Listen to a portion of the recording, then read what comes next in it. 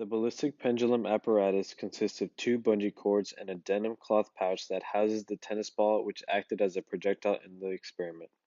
The two cords were hooked onto two stationary bases to minimize the change in tension of the bungee cords.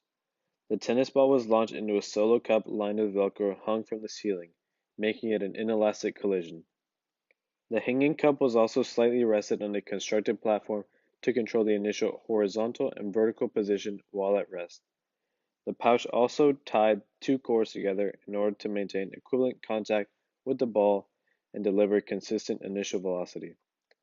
On the wall, known lengths of masking tape were placed to act as calibration sticks for the tracker software.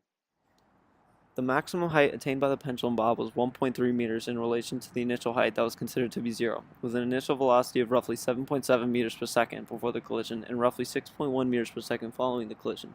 These values were determined using the tracker software and, along with the pre-measured masses of the two objects determined via a kitchen balance prior to testing, were used to determine the conservation of momentum in the collision as well as the conservation of energy.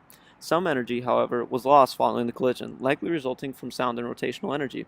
These factors led to a loss of 0.4 joules, resulting in a percent difference of 39.29% between the initial kinetic and potential energy and the final kinetic and potential energy. The momentum before the collision was 0.437 kilogram meters per second, and the momentum after was 0.436 kilogram meters per second.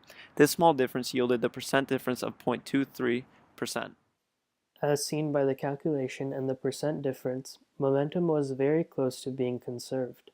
Due to the ball getting attached to the cup with the Velcro, the final momentums in the conservation of momentum equation allowed the system to have an equivalent velocity.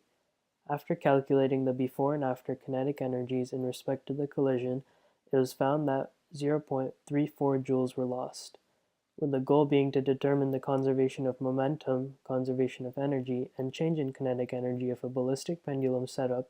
We learned how to use the tracker software to analyze velocities of both the ball and then the ball cup system.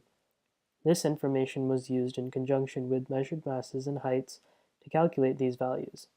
We also learned about the properties of inelastic collisions, such as that the change in kinetic energy is not equal to zero, with the kinetic energy being lost in this experiment, and momentum is still conserved. While total energy was not conserved, it was observed to be due to numerous factors that include tracker error, the rotation of the system after collision, and sound upon impact.